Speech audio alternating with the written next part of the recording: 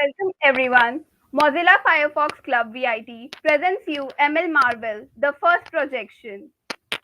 So, today first I am Priyanka Kumari and I will take you through the journey of ML. So, first let us look for the topics which we will be covering in today's session. So, first we will get to know what is ML, its types and the applications of ML.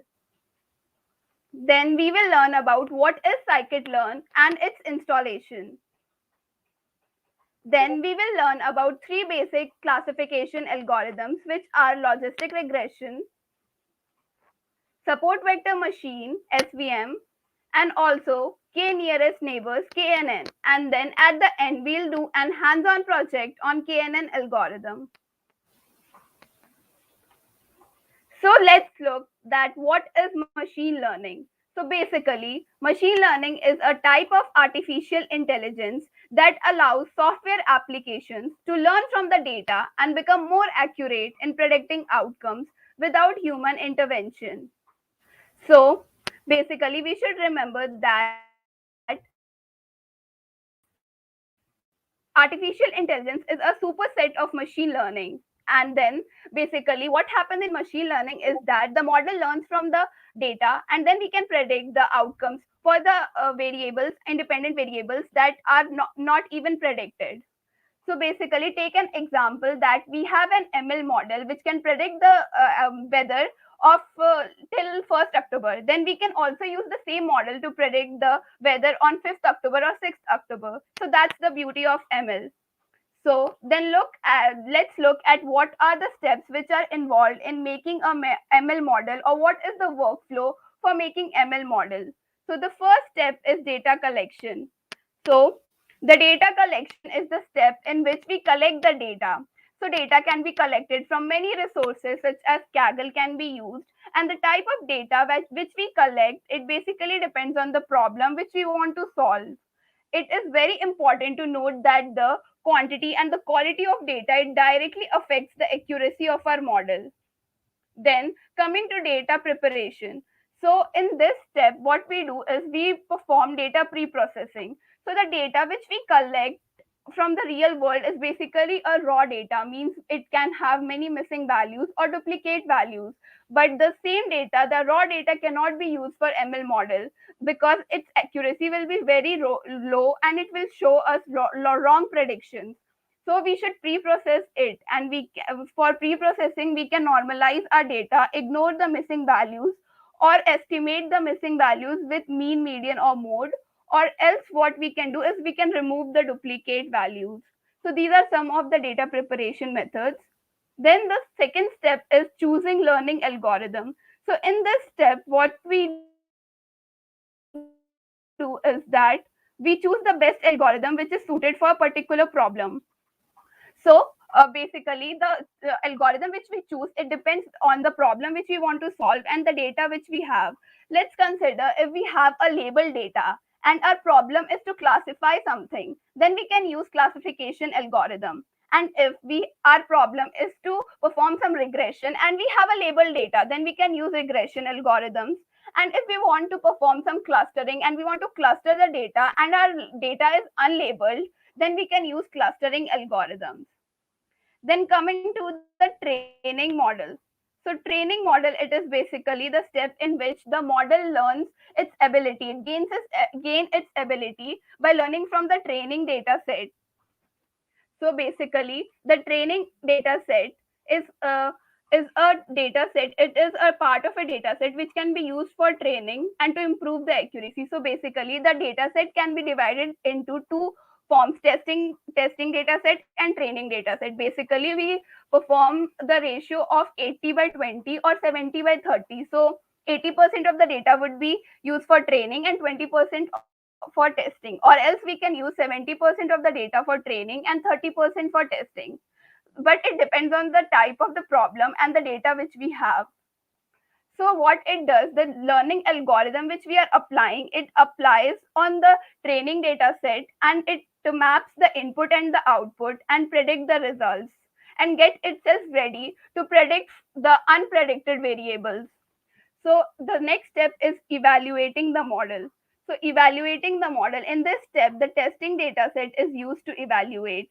So the testing data set is a data set which has never been used for testing, and it helps to detect the accuracy such as precision, recall. Then the next step is prediction. So in prediction, what we does is that in this step, the model is ready to solve the real world problems. So we can use it for predicting the real world problems. So this is basically a diagram which shows the connection between artificial intelligence, machine learning, and deep learning. So we can see that the artificial intelligence is superset of machine learning, and machine learning is superset of deep learning. Or we can say that machine learning and deep learning are subset of artificial intelligence. Then let's look at the applications of artificial intelligence. So the first application is image recognition. So let's consider that we have two images, a house and human. So you can easily tell that it's a house or it's a human. but it's not a piece of cake for our computer. So we should train the model to predict that whether it is a house or it is a human, and in that machine learning is used. Then the second application is self-driving cars. So in this, the driver is an optional condition. So basically, Tesla has introduced its self-driving cars. So self-driving cars, it can detect the obstacles by itself. It can self-steer, park, and can drive on its own.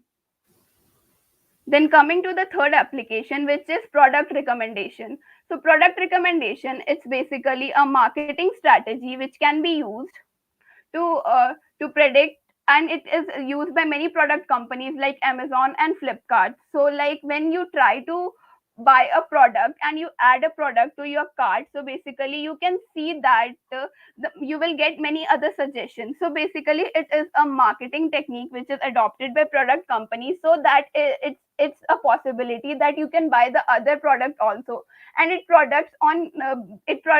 suggests the products based on your searching pattern and the correct the the currently produce, like the currently product which you are buying. Then it can be also used for stock market prediction.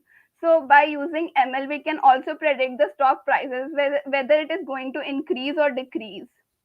Then the next application is online fraud detection. So in online fraud detection, you can see that you get many calls or many fake messages to share your OTP or CVV number, and we know that we shouldn't share that. So ML helps in this to detect that whether the message or call is spam or not. So basically, you can see this feature even in your Gmail account. So many of the emails are classified as spam, and it is the ML which does it. So it finds whether there is some wrong activity going on and it blocks it. So these are some of the applications of ML, and it has many other applications. Then let's see the types of machine learning. So the first type of machine learning is supervised machine learning. So it is a type of machine learning where the model learns from the training data set which is labeled. So let's see that what is a labeled data set. Let's understand it with the help of an example. Suppose you have two pictures, apples and mango, and you want to classify it. So in supervised learning, what you do is that you train the model using the labeled data set. So you will already tell in the training step that this particular image belongs to apple, or this particular image belongs to mango. So basically labels will be passed, and our algorithm, it will find the patterns and it will learn from those labels and is now ready to predict the unpredicted image. So now it can tell that whether an unknown image belongs to apple or mango. So this is called a supervised learning because we are giving a supervision in terms of label data. Then coming to unsupervised learning, it is basically a type of machine learning where a model is trained using an information which is not labeled. So here unlabeled data is used. Let's consider the same example, like you want to classify the apple or mango. So in this step, what you will do, you won't pass any labels. That is, you are not giving any supervision in terms of labels. So in this step, what our ML algorithm will do is it will try to find all the features like shape, color, and etc. And it will try to group it in particular groups. So let's suppose that looking at the features, the algorithm, it will predict or it will classify the particular apple in group 1, and the mangoes in group 2. So when you give an unpredicted or unrecognized image, it can tell you that whether it belongs to group 1 or else group 2. Then comes the reinforcement learning. So reinforcement learning, it is basically different as compared to supervised learning and unsupervised learning.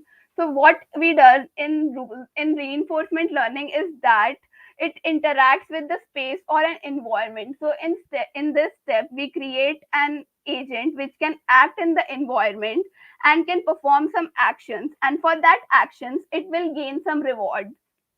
So this is about reinforcement learning. So there are four basic things which we should remember in reinforcement learning. The first one is the environment on which the agent will act. The second is the agent itself. The third is the action which is going to perform. and the fourth one is the reward which is going to get. So now, as we have seen about supervised learning and unsupervised learning, let's understand its types and the algorithms which comes under this process. So again, supervised learning is classified into two types. First one is classification and the second one is regression. So in classification, what we basically do is that we use classes to classify an object. Here there is no numerical values, or here all the categorical values are present. So in this step, it can be classified as male or female, or dog or cat. So we will be classifying the things. So some of the classification algorithms are k-nearest neighbors, naive Bayes, support vector machine, logistic regression, and decision tree. And even there are many other algorithms like random forest. So basically in this session, we'll be looking about k-nearest neighbors, support vector machine, and logistic regression, and about naive Bayes, random forest, and decision tree in the next session. So stay tuned. So the second type of supervised learning is regression. So regression, it is basically a type of supervised learning where all the numerical or there is continuous variables involved. So in this, there are many algorithms like linear regression, support vector regression, Gaussian processes regression, ensemble methods, and decision trees.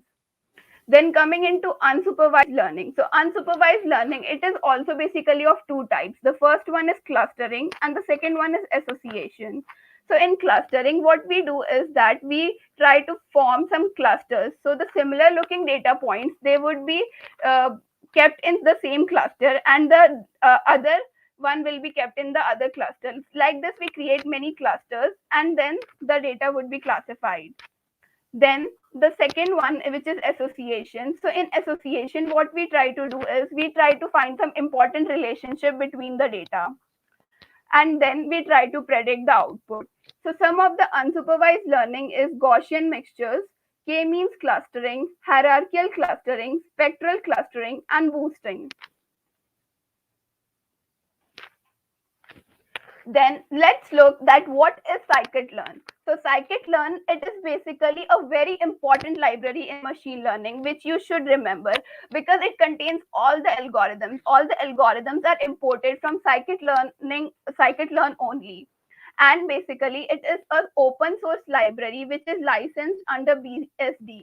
So there are two languages which can be used for machine learning. They are Python and R language, but Python is more preferred worldwide because it's easy to understand, and it contains many different packages or libraries which does our work very easily, like NumPy, Matplotlib, Seaborn, and scikit-learn itself. So scikit-learn, it's an open source library which is licensed under BSD, and it is built on Python libraries, the other Python libraries only, like NumPy, SciPy, and Matplotlib.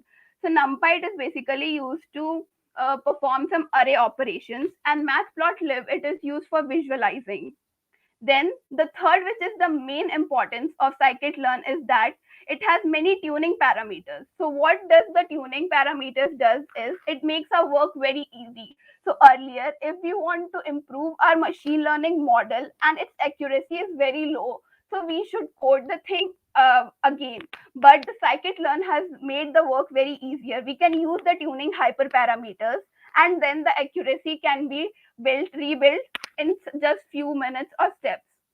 Then also there is a very good documentation and support of scikit-learn. So if you have any doubt, then you can go to the support section of scikit-learn, and it has a very good documentation from where you could learn the scikit-learn. Then coming to its installation. So scikit-learn can be installed in two environments. The first one, let's see, is Anaconda environment. So if you have Anaconda environment, then you should use the syntax conda install scikit-learn. And if you want to install it outside the Anaconda environment, like say VS Studio or command prompt, then you can simply use pip install scikit-learn. Then let's understand the three algorithms which we are going to look in today's session, which are logistic regression, k nearest neighbors, and support vector machine. So coming to the first algorithm, which is logistic regression. So let's understand that why logistic regression. So suppose like what will you do if the dependent variable is categorical? That is if you want to predict some classes and not the continuous variable like numbers. For example, let's say we want to predict that a particular male is spam or not, or whether you want to predict that a tumor is malignant or not. So let's say that you want to classify whether a email is spam or not, and if you use linear regression for that, which comes under regression algorithm, then what would you do is you have to set a particular threshold for that. So let's say you set the threshold as zero point 0.5 to predict the email as spam or not. That is, if the threshold is above zero point 0.5, then your email will be classified as spam, and if it is less than zero point 0.5, then your email will be classified as not spam. So let's say, for example, that the linear regression, it gave an output that is zero point 0.4. So our threshold is set as zero point 0.5. So it means that the particular email, whether if it is spam also, then also it would be classified as not spam, and it can cause a huge problem. So the regression algorithms can't be used for that, and so we have to search for some classification algorithm to classify it, and hence we use logistic regression because it is one of the simplest and easy to code. So that's why we come up with something better for classification, and we use logistic regression. Now let's understand that what is logistic regression. So logistic regression, it is a technique which is borrowed by machine learning from the field of statistics and uses probability for classification. So first of all, you may have a doubt that you told, like I told you that it is a classification algorithm, but it's written over here logistic regression. So why it's written that it's a logistic regression? So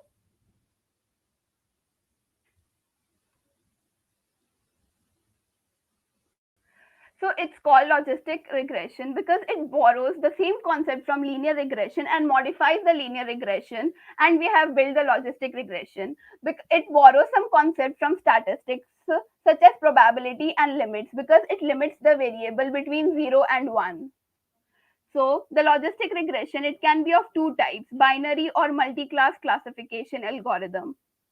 So let's consider this graph as you can see over here. So it's of linear regression. Let's consider the same example that we have like taken to understand that why we use logistic regression, that is whether an email is spam or not. So here the x is the independent variable and y is the dependent variable. So basically it is the output and this is the input which we provide. So we want to predict that whether a email is spam or not. So we have plotted some data points for y is equals to 0 means that here the email is not spam, and here the email is spam. But as we have fit the model, you can see over here we have fitted using a linear line, that is linear regression. So here the line is crossing above 1 and here also below 0. But for classification, it should be either 0 or either 1 as we have discussed, and it should be two classes. So the linear regression here it fails as the values can be less than 0, 0 and greater than 1. So basically, that's why we have moved into logistic regression. So the equation for linear regression is simple line equation, which is y is equals to mx plus c. So let's understand that how does it work. So here you could see the same graph and the equation which I have discussed, that y is equals to mx plus c. So basically the linear model, the linear regression model which we get, the equation is applied on this y. We apply sigmoid equation if the variable or the classification problem is of binary classification. So here as our problem is to classify the email as spam or not, so it can have only two classes, either spam or not spam. So it's a binary classification, and so we use sigmoid function. So if we have multi-class classification, then we will be using the softmax function, which I will be telling you in few minutes. So sigmoid function is basically applied on this linear regression only, the model.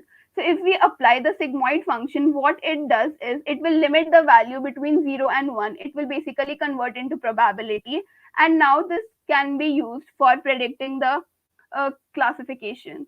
So here, after applying the sigmoid of y, we get it as 1 by 1 plus e to the power of minus y. And this is the equation which is used in logistic regression if it's a binary classification. So here it's important to remember that if you have a binary classification, then you apply sigmoid function. So what if you have multi-class classification?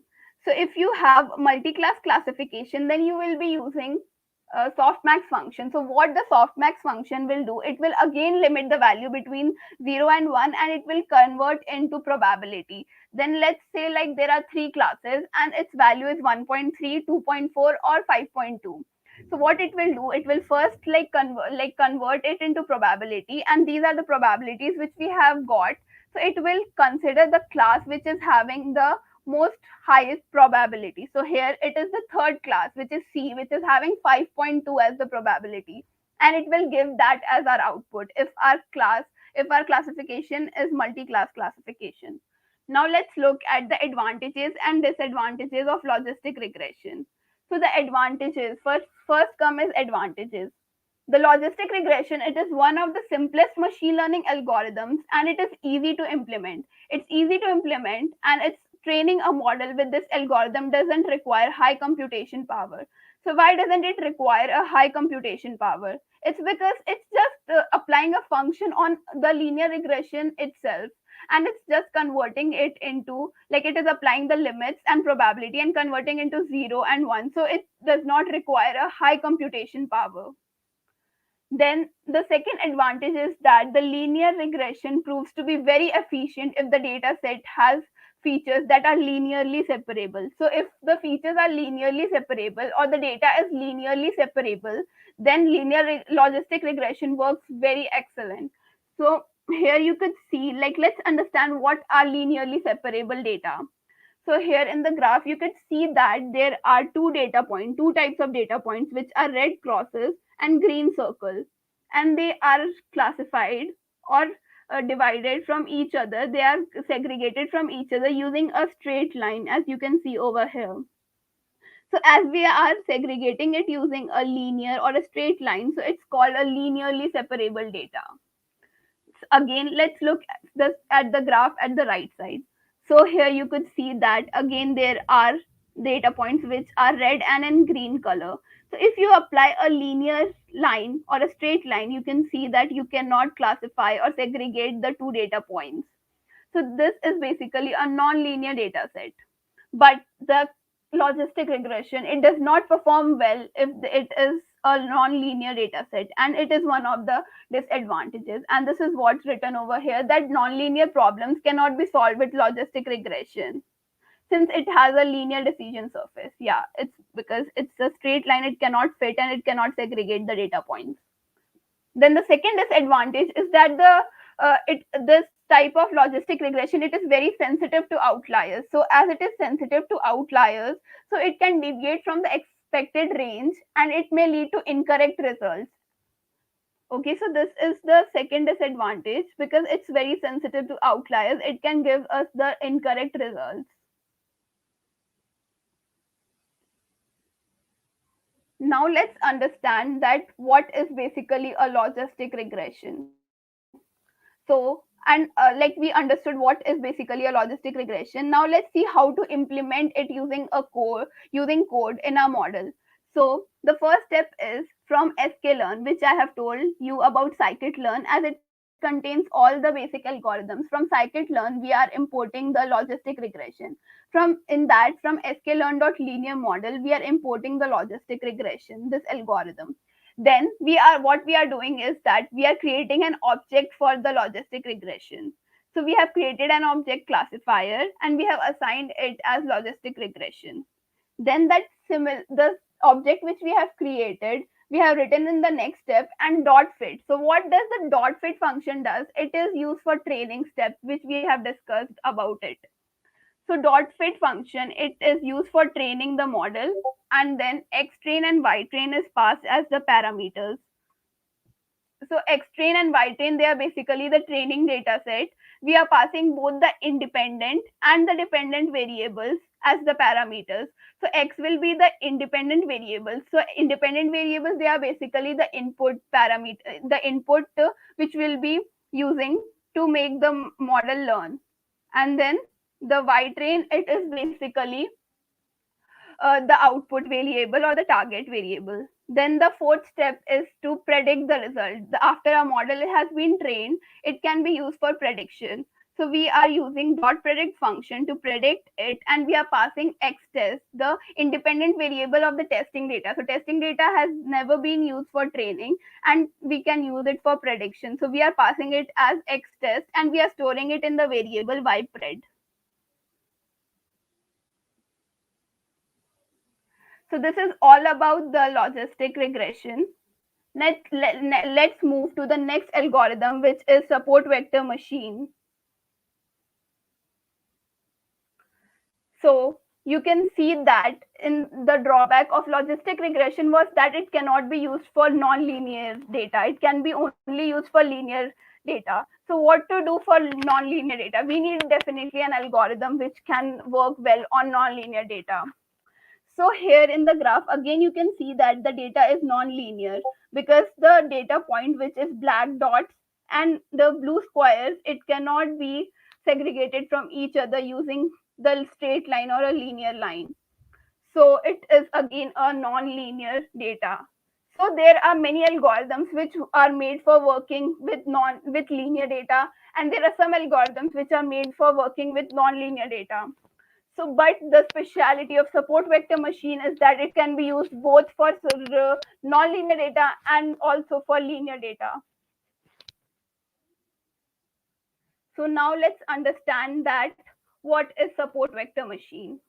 So support vector machine, it is basically a discriminative classifier formally defined by segregating a hyperplane. So what does we do in support vector machine is that we try to find, like we try to create many planes for the data to segregate it, many hyperplanes we try to fit, and we select the optimal hyperplane, so which is the best hyperplane.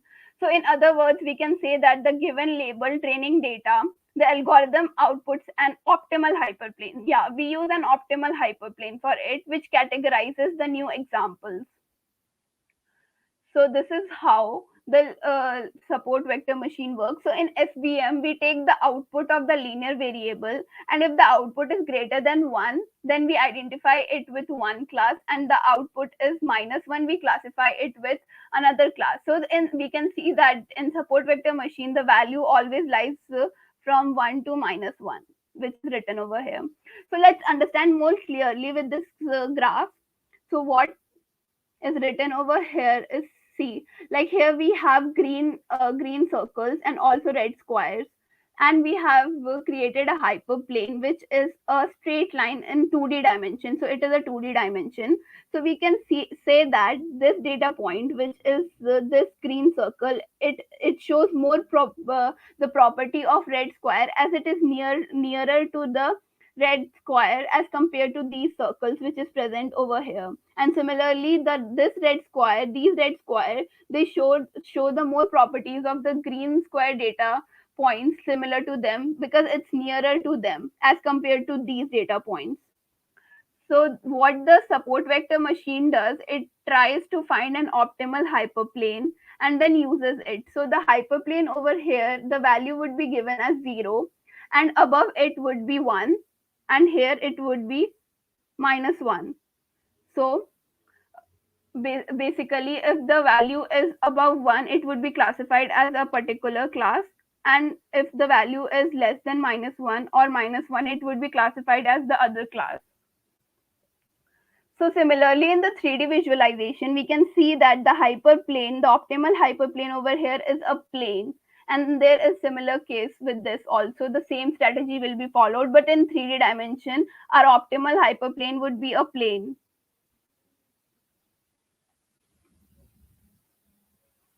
Now let's look at how does it work. So how does it work? So basically, let's try to understand with the help of these graphs. So we have this graph. So we can see that there are many planes. First, we try to find many hyperplanes for this.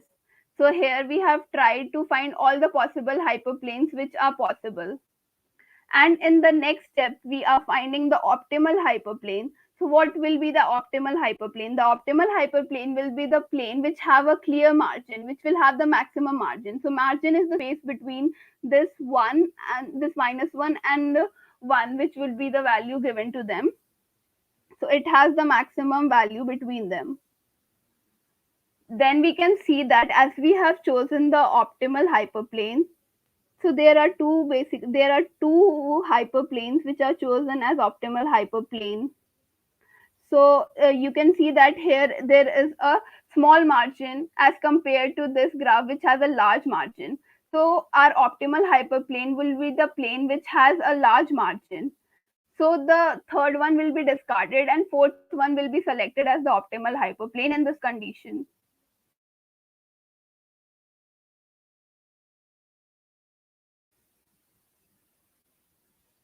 Now let's understand how to implement support vector machine. So support vector machine, they could be uh, imported again from the scikit-learn library only. From sklearn.svm we can import svc. So basically support vector machine, it is a collection of two algorithms. The first one is support vector regression and the second one is support vector classifier. So here we are looking about support vector classifier. So we have imported from svm svc, which is support vector classifier. Then we have created an object of SVC and we have passed the kernel which is equal to RBF. So the kernel is passed over it. So kernel could also be linear for linear data set and for non-linear it could be like Gaussian or RBF. So here as we are considering non-linear data, so we have passed RBF as the kernel over here. The again the same thing which will be followed over here would be the dot fit function which will be used for training, and again the training data set, the x and y independent and dependent variable of the training data set will be passed, and again the prediction would be done using this thing.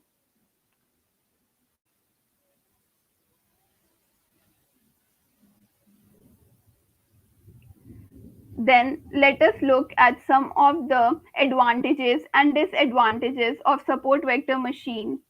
So basically, the advantages of the support vector machine. Support vector machine, it relatively works well when there is a clear margin of separation between the classes. Then the second advantage is that it is more effective in high dimensional spaces. So basically, in high dimensional spaces, it is more effective. Means as the dimensions increases, the efficiency or the accuracy of SVM also increases. Then coming to its disadvantages is that it is not suitable for large data sets. So if you have large data set, it won't be able to classify correctly and it can give you wrong output or wrong prediction many times. The second disadvantage is that it does not perform very well when the data has much outliers or noise.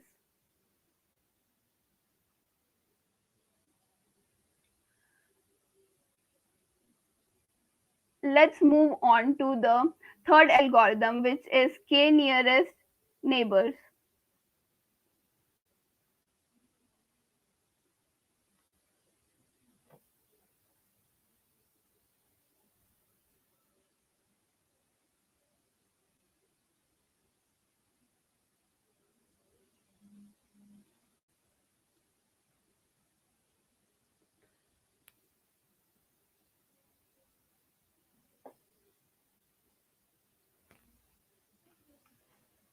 So the third algorithm which we will be looking is k nearest neighbors. So the k nearest neighbors, it is one of the basic yet essential classification algorithms in machine learning. It belongs to a supervised learning domain and it finds many intense applications as pattern recognition, data mining, and intrusion detection. So as you can see that intrusion detection, data mining, and pattern recognition, it has many good applications. So over in the graph, you can see that Before applying the KNN algorithm, we have the data points which belong to category 1, and there is another category which is category 2, and our task is to find that which is the new data point, like which class the new data point will belong to. So after applying the KNN algorithm, what what is the result is that the new data point is assigned to category 1. So here let's understand what is the working or the backbone of um, KNN algorithm. So the steps which it would be applying, or the backbone or the back working of KNN algorithm, is as follows. The step 1 would be to choose the number k of neighbors, which in this case we are choosing as k is equals to 5. So here, as we are choosing k is equals to 5, what is defines is it defines the number of nearest neighbors. So the nearest neighbors is the thing that the data points which are nearest to the new data point which we want to predict. So here, as we have taken the value of k is equals to 5, so we have to predict that the category, like to which category it depends. So the number of data points over here would be, the nearest neighbors would be 5, as we have considered the value of k is equals to 5. The second step would be to how to classify or how to determine the number of nearest neighbors that would be required. So the in the school we have learned about many distance formulas, and that the basic distance formula which we'll be using in KNN most times is Euclidean distance. So in the school only we know that the Euclidean distance is that the distance between any two points whose coordinates are x1 comma y1 and x2 comma y2, it is given by underscore of x1 minus x2 whole square plus y1 minus y2 whole square. And so here you can predict or you can think of something. Can you think of something in relation with Minkowski distance? So look at this formula and try to understand something about the Euclidean distance. So you can see over here, and if you think that if you apply the value of p is equals to 2 over here, so if you apply the value of p is equals to 2 over here, then you will get nothing but the Euclidean distance itself. So as we have applied the value of p is equals to 2, then we will be getting the Euclidean formula. As you can see that x1 minus x2 square plus y1 minus y2 square and to the power of half, which is nothing but Euclidean distance. So we can say that Minkowski distance is a generalized formula, and the second one is Manhattan distance, which can be also used. So the distance between x1 y1 and x2 y2, it is given by the formula x1 minus x2 plus y1 minus y2. So the same case, if you apply the value is equals to 1 for p over here, then you will get nothing but the Manhattan distance only. So we can say that Minkowski distance, it is a generalized formula, and when you apply the value of p is equals to 1, you would be getting Manhattan distance, and when you will be applying the value of p is equals to 2, you will be getting Euclidean distance. The fourth one is Hamming distance. So Hamming distance, it is the distance when the categorical values are large and large. So the both the values are large, then the distance would be 0. And if the distance is one point is large and the other one is medium, then the result would be 1. So most of the cases Euclidean distance will only be used.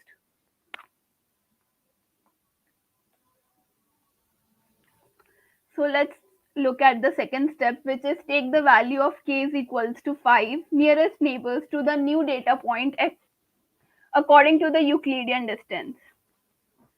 So the second step which we are doing is we are applying the Euclidean distance and we are finding the 5 nearest neighbors to this data point. The third step is that now as we have find out the 5 nearest neighbors for this, as you can see over here, Now our second, like our third step is to categorize them. We have to find that how many nearest neighbors belongs to category 1 and how many nearest neighbors they belong to category 1. So over here you can see that three nearest neighbors they belong to category 1 and two nearest neighbors they belong to category 2. So you can say that the more number of nearest neighbors they belong to category 1 only. So this is what our fourth step is. So our fourth step is to find out that the more number of nearest neighbors belong to which category. So as we can see over here that the three neighbors belongs to category 1, which is less than the two neighbors which belongs to category 2. So the new data point will be classified as belonging to category 1. So this is how the KNN algorithm works, and now our model is ready.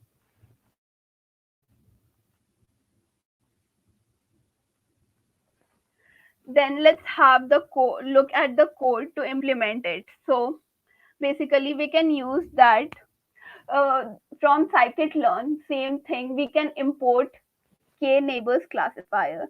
So from sklearn.neighbors, neighbors is the class which will be used. In that, the k neighbors classifier would be present. So we will be using the syntax from sklearn.neighbors, import k neighbors classifier. Then the same step which we will be performing is we will be creating a object classifier for the k nearest neighbors classifier, and in that we should pass the parameters. So here we are passing n neighbors, which is to tell the number of nearest neighbors, which is same as the k value which we have taken, and so we are passing over here 5, and the metric is min cost key and p is equals to 2. So you can see that min cost key p is equals to 2 means we are nothing but we are passing the metric as Euclidean distance only. As we have seen that when p is equals to 2, our value, our Minkowski distance become Euclidean distance. So we are nothing but passing the Euclidean distance only in the metric. So the third step is to again train the data by doing the same thing using the dot fit function. And again, we are predicting the model by passing the X test, and we are storing it in bipred.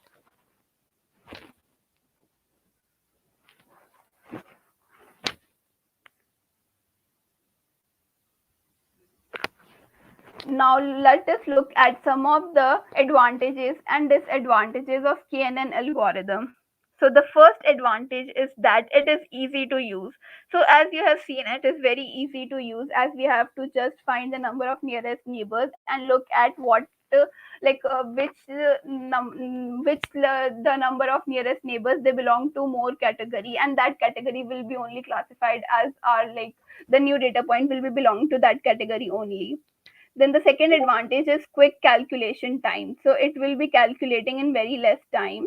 Then it doesn't make any assumptions about the data. It is important to know that it does not make any bias over the data. So it is not biased. The disadvantage is that the distance of the new instance is computed with all training samples every time. So what is basically the disadvantage is that as every new instance is computed with all the training samples and that also every time, then it take a huge amount of time. So basically, like if the data set consider it is very large, then it can take tremendous amount of time. So this is its advantage one. Then the second advantage is that the choosing of value k, it is a tough choice as the lower value of k it may result in the influence of noise, which can give us wrong output or prediction. And again, the if we consider our value, like our value of k to be very large, then it may result into overfitting. So let's understand that what is overfitting. So overfitting is a condition where the training data it learns overtrains, like it learns even also the noise or the outliers which it shouldn't learn. So if it overlearns also, it is also a negative impact. So if the model will overtrain over it and it will learn over from the data, then it can also affect the accuracy because it will also learn the outliers which it shouldn't learn. Then the third advantage is that disadvantage is that KNN is computationally expensive as it searches the nearest neighbors from the new point at the prediction stage.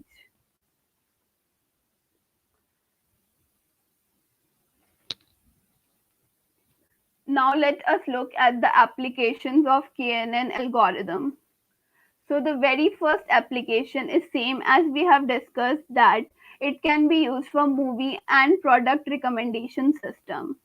So it can be used for movie and product recommendation system by many product companies like Amazon, Netflix, Flipkart, Amazon, and many more, to suggest the users the product or the movie which they want to see based on the searching pattern on the movie they have watched earlier or they are watching currently. The second is text mining. So let's first understand what is text mining. So basically, text mining is a method from where we extract all the important features of the data so that we can use them for visualization. So KNN algorithm can be used in this process also. The third one is medicine. So it can also be used in healthcare sector. Suppose let's take an example that if a person already have first time heart stroke, then KNN algorithm can be used to predict like if the person can have second heart stroke or not. What is the probability of having the second heart stroke at present or in future? So KNN algorithm can predict that. The fourth one is stock prediction, the same as we have discussed. And the fifth one is climate change. So climate change, it is basically very important in agriculture field. So basically in the agriculture field, the farmers rely on the crop, and crop is directly affected. It is very like it can be used for prediction to predict like the current weather or the forecasting weather.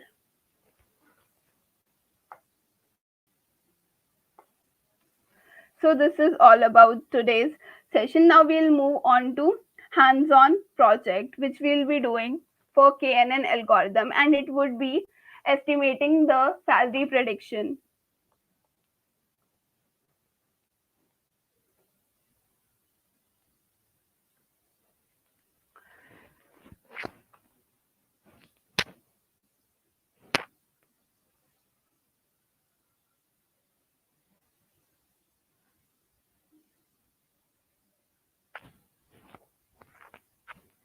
So I hope like my Google Colab is visible.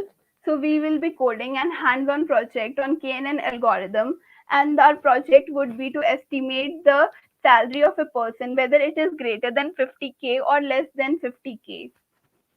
So let's start building it. Like I have basically used the Google Colab as it does not require any prerequisite and you can code along with me. Just open the Google Colab and open a new notebook. Let me rename it. Let me rename it as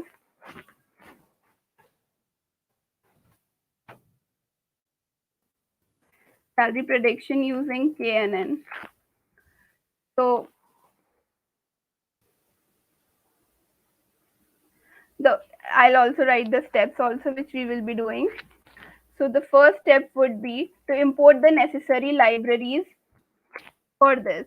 So what are the necessary libraries which we'll be needing for this model? So the basic step would be importing the libraries. So the first step is importing libraries. Okay, and so we should import all the necessary libraries which will be requiring for this model. So the first one is the pandas library. So what pandas library does is it is useful for loading the data set. So for loading the data set, it can be used. So I will be importing it using import pandas as PD, and then import numpy as np. It is the second library which we will be using. So we are importing it as np. So basically what numpy does is it is used to perform array operations.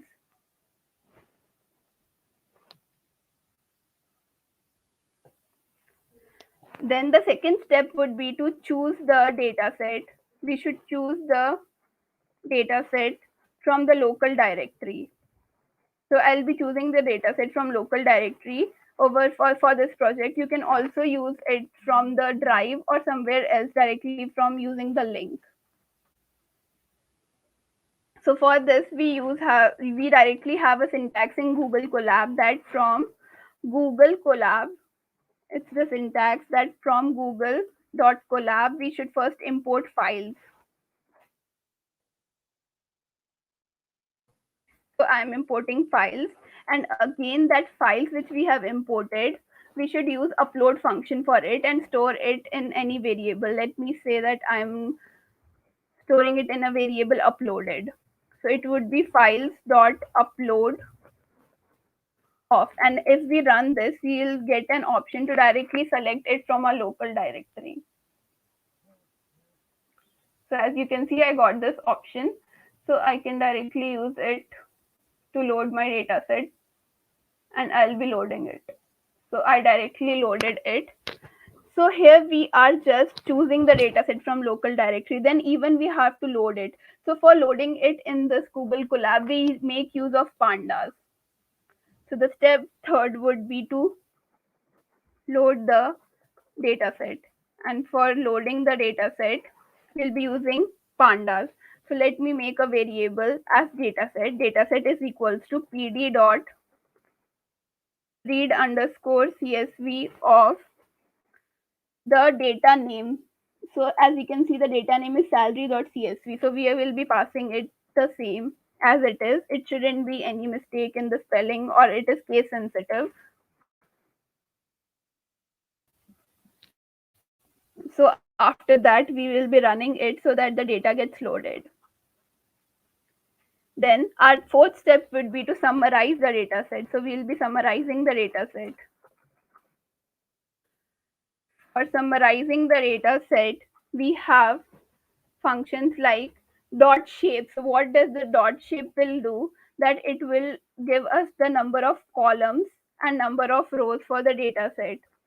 So we can write dataset dot shape, and we can print the number of rows and columns, and then even also we can check if the data set has been loaded, and for that we can use dataset dot head of 5. So here I'm passing 5, so it will give me 5 rows. So as you can see, I have got the shape.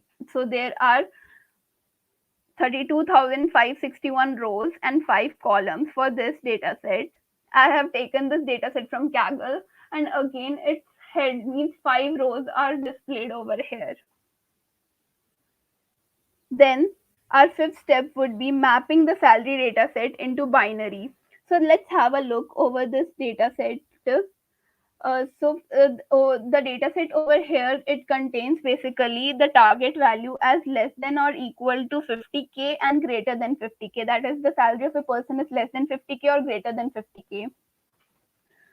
So as it contains a not a numerical value as 0 or 1, we are trying to map it or convert into binary value either 0 or 1, and that's our next step, which is mapping salary data to binary value.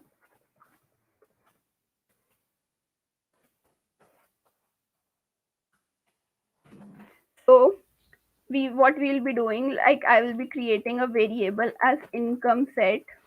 So if I create the income set, we should use a function which is set, which is used to set the variable.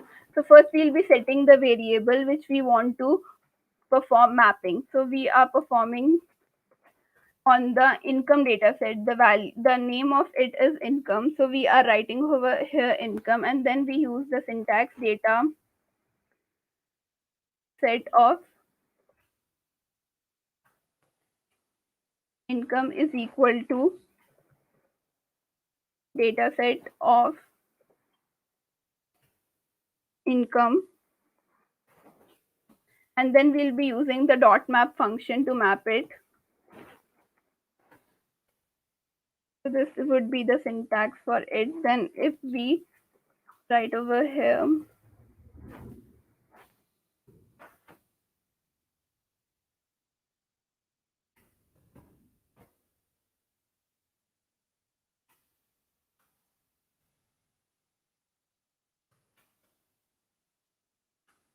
50k, we are mapping 50 greater than 50k to 1 and less than 50k to 0, and again outside it we should define the type of it. So for defining the type, we have a function as type. So we'll be using this as type, and as type would be int, as 0 and 1 would be integer. And then to see that, we'll be printing again the head. So print of dataset dot head.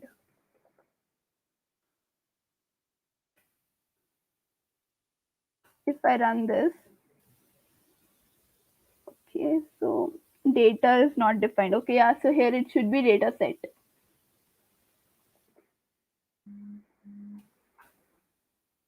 Yeah, so here you can see that it is now currently like correctly mapped as 0 or 1. So then we have to segregate. The next step would be to segregate the data set. Then we will be segregating the data set into x and y. We will be segregating into x and y. So x would be the independent variable and y would be the dependent variable, the target variable. So we will be segregating it by using an ilog function. So what ilog function does is it will segregate using the index. So we'll write dataset dot ilog of colon comma colon minus 1. So what it does, it will take all the values of the columns except the last one, and for that we are ignoring the minus 1, and then we are using dot values to show the values. And if I print over here x, you can see I'll get the independent variables. So yeah, I got it. Then similarly we'll segregate the y thing using the same syntax, dataset dot ilog of, and then we will be just taking the last column, and for that we'll be writing colon comma minus 1 to take only the last column, and then we'll again use dot value. So if I do this and I print the y value, if I print the y value, I would be getting this. So the code link is attached below in the description. You can find the below code in the GitHub link has been it has been attached in the description, and you can find the same GitHub link and you can refer to the code and also the PPT. So the next step is splitting the data set. When we will be splitting data set into train and test.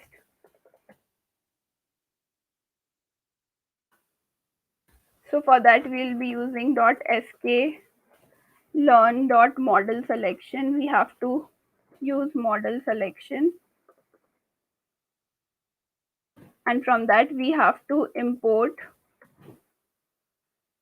train test split.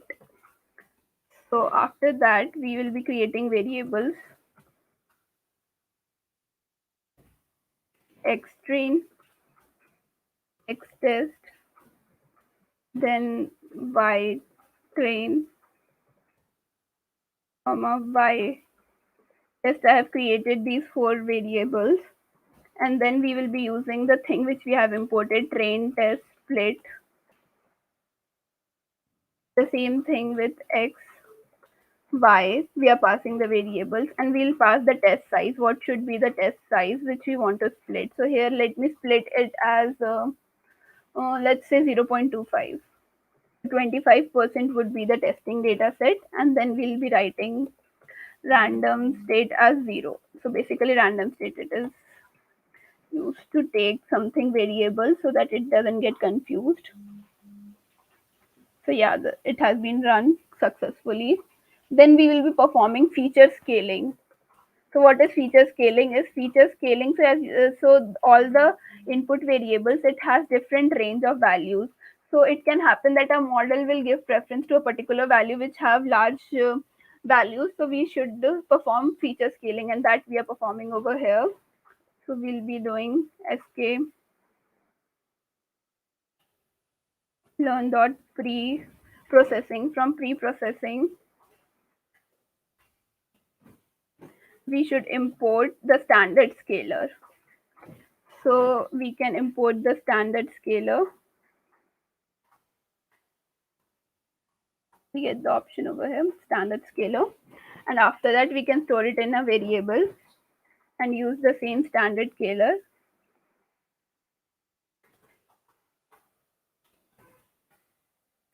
We have created an object for it, then we'll be performing the training for it. So xtrain would be sc dot fit of like no, for the independent variable we perform fit train, so like fit transform. So if we perform fit transform, so it will take everything, it will take all the columns as separate, and it will find its mean value and standard deviation, and then it would be like x test is equals to sc dot transform of x test. So we are passing x text for it. So if we pass this, we can see that it will perform the feature scaling. So now it has performed the feature scaling. Now our the next step is to find the best k value. So we should now find the best k value. So finding the best k value, we can, let's visualize it also. So I'll be using the matplotlib to visualize it also, so that we can see that which one has very less mean error, and we can choose the k value which has very less mean error.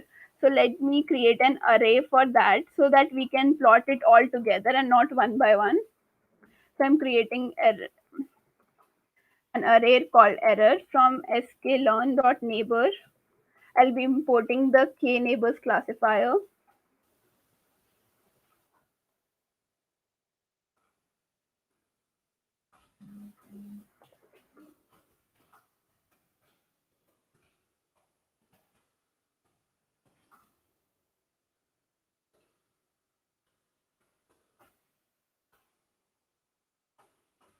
And then we will be also importing the matplotlib for visualization. Yeah, so same. And then we will be calculating the error. So let me comment it. Calculating error for k values. So let's take some range, like let's say let's take the range from 1 to 40. So in this range, what is the best k value? So we have to find the best k value. So as we have taken the range as 1 to 40, so we'll write for I in range, the range function, and then 1 comma 40, and then colon over here. And then we will be writing as model is equals to k neighbors classifier, the thing which we have imported, we will be using it, the k neighbors classifier, and then we'll be defining the number of nearest neighbors which we have to take, as we have seen over here. Like we have to take the nearest neighbors from 1 to 40. So let's initialize it as I. So I will be changing, and it will take all the values from 1 to 40. And then we'll be fitting the model. So model, we'll be training the model by using the fit function, xtrain comma ytrain.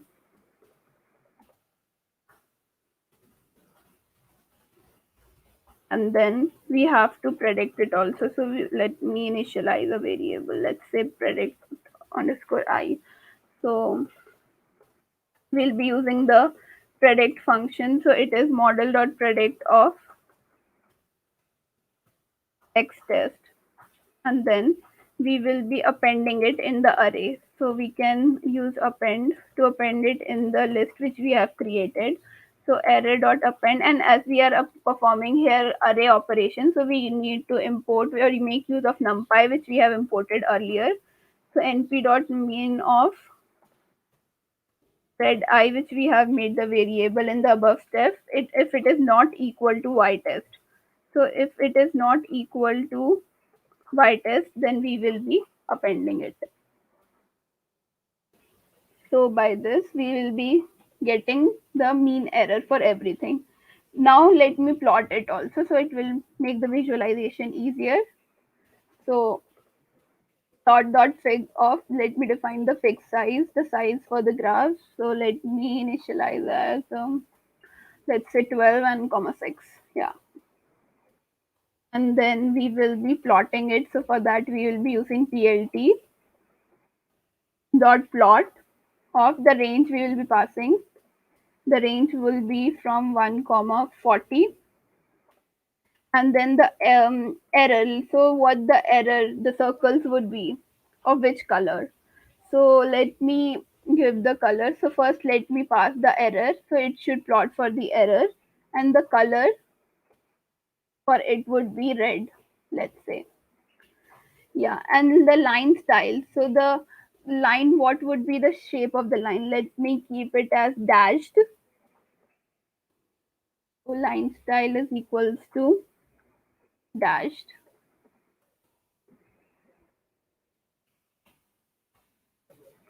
So after that we'll be using a marker. So let us take the marker as circle. So the marker would be a circle, and for circle we use O. Okay, so next would be the marker face color. So what would be the face color for that marker? Okay, so over here we should also hmm, tell the color of the face color marker. So the marker face color would be, let us say it is blue color. So it's blue, and then the marker size, let me take as 0, or not 0, like let us take it as 10.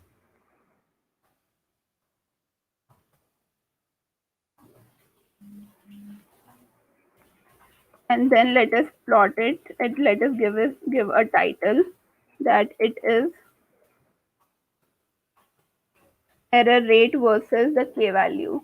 So it is error rate versus k value. So it will be used for choosing the best k value for which the data will perform better.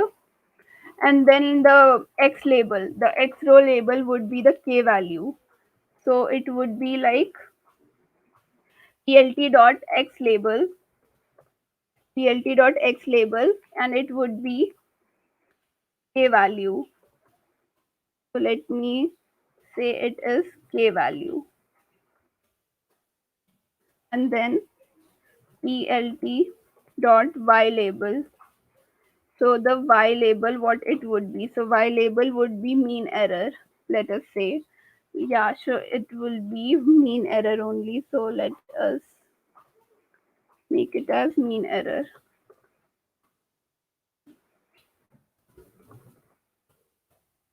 So it's mean error, and now if we can see that we'll get the visualization hopefully.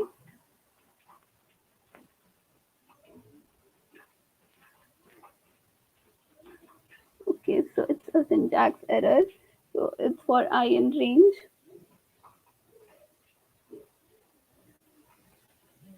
Okay, it should be for, not from. Now we must get it.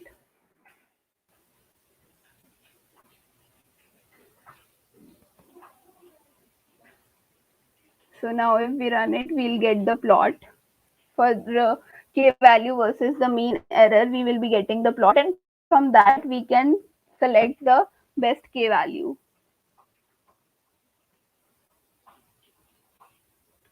So it's taking a little bit time.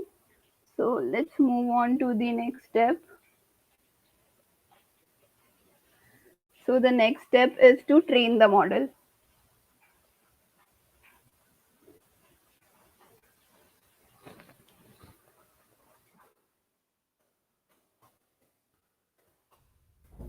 Yeah, so we have got the plot. So you can see that the title is represented over here, error rate versus k value, and the mean error and the k value. So let us find the mean error for these things. So it has the highest mean error for 0 or 1. So it is not preferable. It's not highly preferable to take the k value as 1, as it has the highest mean error. Now let us see which has the least one. Yeah, so here we can see that this k, when k value is equals to 16, it has the least mean error, and it can be used as the best k value for this model. So we'll be taking k as 16. So you can see this plot, it help to visualize and help us to understand what would be the best k value.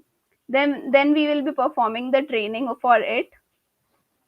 So for performing the training, we'll be writing from sklearn dot neighbors.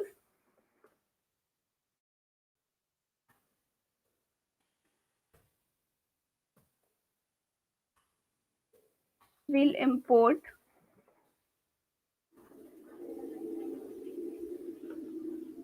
the k neighbor classifier, and then for model will be equal to, again we'll have that only, the k nearest neighbor, the k neighbors classifier, and then the number of neighbors, what would be the nearest neighbors number, so that we will be passing for it. So here, as we have seen, the best value of k is 16, so we are passing the number of nearest neighbors as 16, as k gives the number of best k nearest value only. So here, and again we should pass the metric also. So for performing the metric, we can again use the same syntax which we have seen few minutes in the PPT back, that we can use min cos scheme, min cos key, yeah, correct. And then we can use the value of p is equals to 2, as we are using Euclidean distance. So it means we are using Euclidean distance.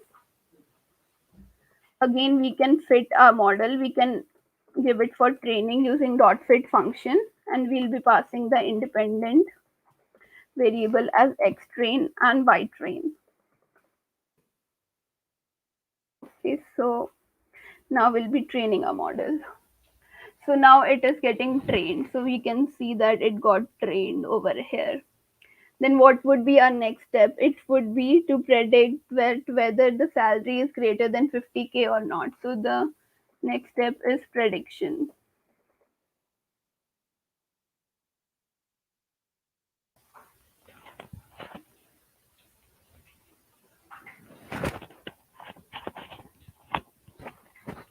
So for prediction, we should pass all the inputs. So we can see that what are the inputs for this data. It is basically the age, education number, capital gain, number, hours per week which it has worked, and income, it is the output which we want to get. So here we should first take the input from the user, all these independent variables. So we will be doing the same. Let's make it a variable as age. So int of input of, okay, we can make them enter employee age, and then we can make them enter the education. So let us make a variable as edu. So edu is, again I can use the same thing,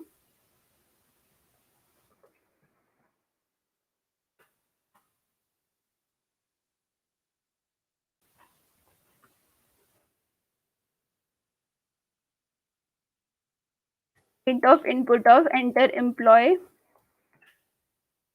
education number. So it's like the education, and then we can make them input the capital gain of the employee. So let's copy and paste it again, and let's change the variable and make it as, suppose let's make it as EG for capital gain, and here we'll change it as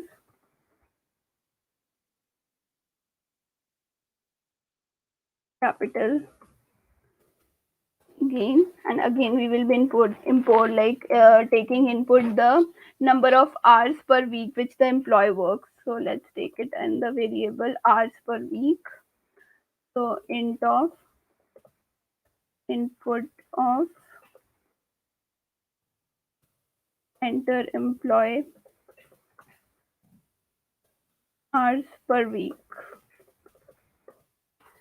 So after that, we will be taking all in the one variable. Like we'll be making use of, we will converting all into one array. So the new employee will be equal to the variables which we have created age, edu, cg, and then wh. After that, we have to predict the result. So let me make a variable for that. So it would be result is equals to model dot predict of sc dot transform. We are transforming it for the prediction, as we have like done the feature scaling for the above also. As you can see that we have done feature scaling for this, and we have performed the sc transform function. So while predicting also, we should perform the same transform, otherwise it won't give us the right value and it will show us some error. So we are doing the same, and we are doing it for the new emp, as we have created it, and as we have stored all the variables in the array, we are passing the new emp variable, and then we'll print the result. Let us print the result, and then let us print something like if the result is equal to 1, then we should print that yes, the employee might got a salary above 50K, like that. So let's print employee may have salary above 50K. So we, if we get 1, we'll get this as our prediction or as our result. Or else if it is not 1, then it will be definitely that it doesn't get. So we can use the same thing.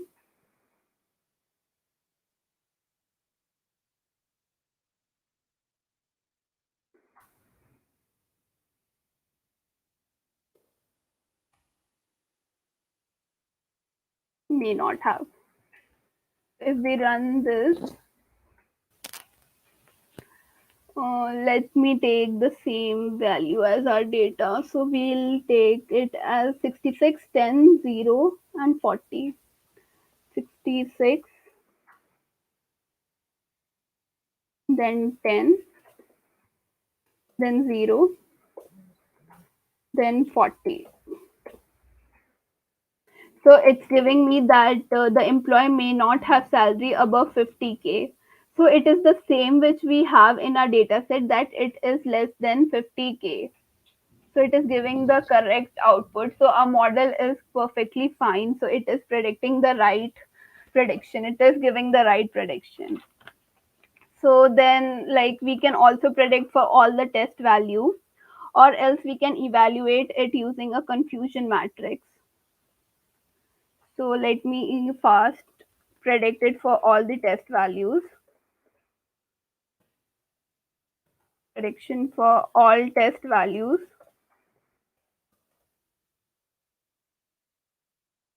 And then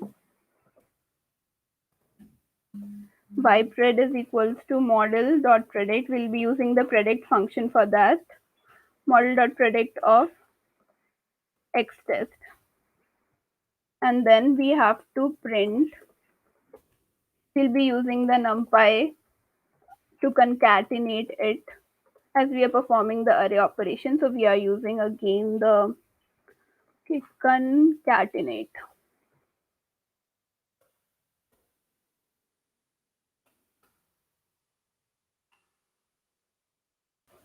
Then we will be passing over here ypred dot reshape. We should reshape the data, and we will be reshaping it as length of the ypred thing, and it would be 1 because we want it, the result is in one column only. And then again we should perform the reshaping in the testing also. So we will be using the same thing as y underscore s dot reshape of we'll be using again the length only. Then it would be y underscore test comma 1, the same thing which we have done in the predicting model. Like while training it, we should perform the same pre-processing to get the result. So we are doing this. and it will give us for all the test values which we have, like we have divided it as 25%. Okay, it is giving some error. Okay, so okay, I think here should be something like this, I think. Okay, yeah. Reshape then length of y pred comma 1, then y test comma reshape of y test comma 1, and then 1. I think now it may work perfectly fine.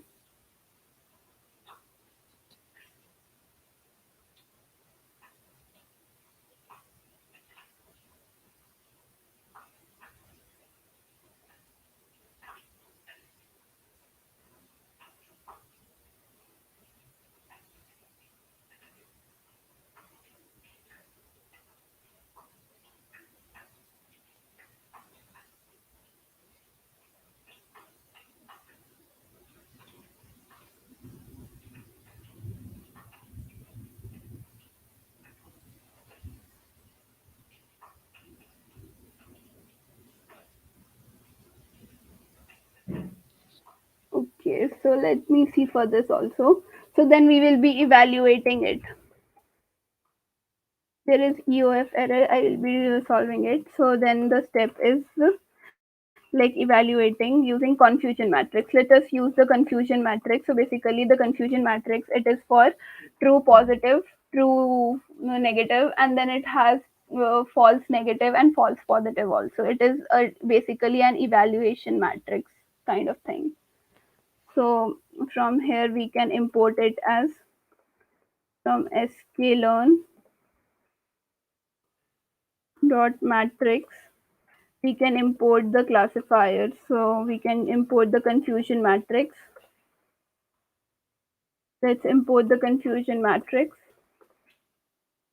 And then let's also import the accuracy score as we want to predict the accuracy. So we'll be importing the accuracy score again. And then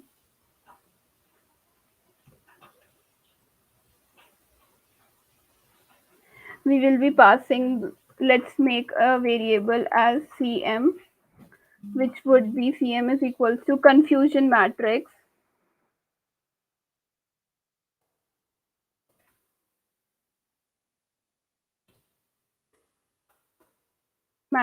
of y test.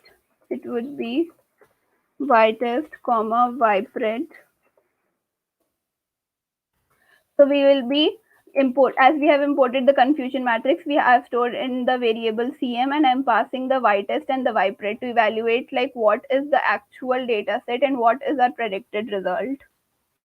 And then again we can print cm to get the confusion matrix. So if we print it, we will be getting it.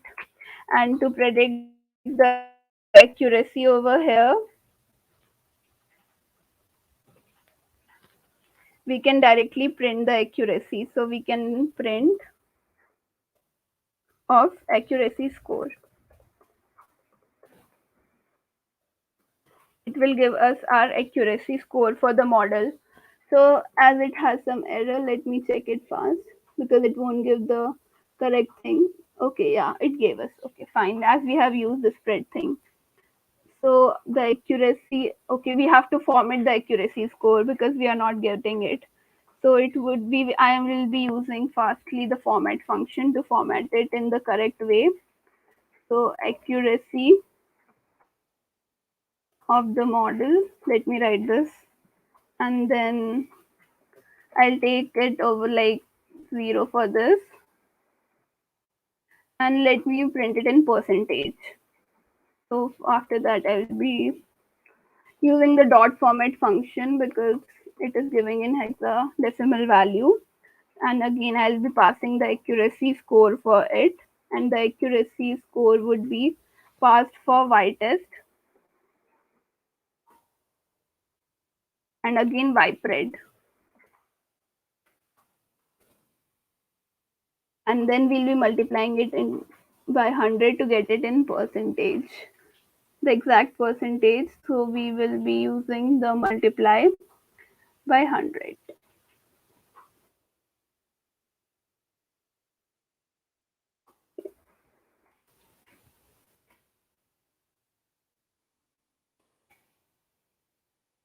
I hope we get the result.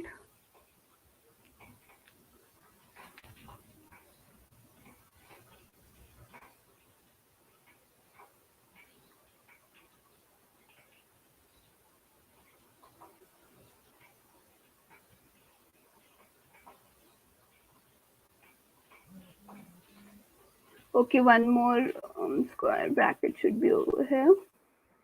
Yeah, so we see over here we get the accuracy of the model as 81.6%, and it shows that the accuracy is pretty well when the k value is equal to 16. So for just trial and error, we can run it for different k values also. So if we run it for k value is equal to 1, we will be getting very low accuracy. But as we have used the k value is equals to 16, so we are getting a very good accuracy. So that's about the hands-on prediction. So let me finally revise it. So first we have imported all the libraries. Then we have chosen the dataset from the local directory. Then we have loaded the dataset. Then we have summarized it. We have find the number of rows and columns, and then we have mapped it into binary value as it was as less than is equals to 50k or greater than is equals to 50k. So we have mapped it as 0 and 1, and then we have segregated the data into independent and dependent variable using ilog function. And then we have splitted the dataset into training dataset and testing datasets to evaluate and perform the algorithm.